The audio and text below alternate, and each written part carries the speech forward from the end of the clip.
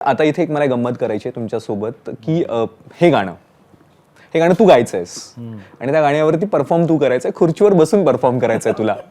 ठीक आहे, आपण एक ट्राय करूया काय होत आहे. ठीक आहे, मी न बघता गाईन, कारण मग मला लक्ष नाही लागणार.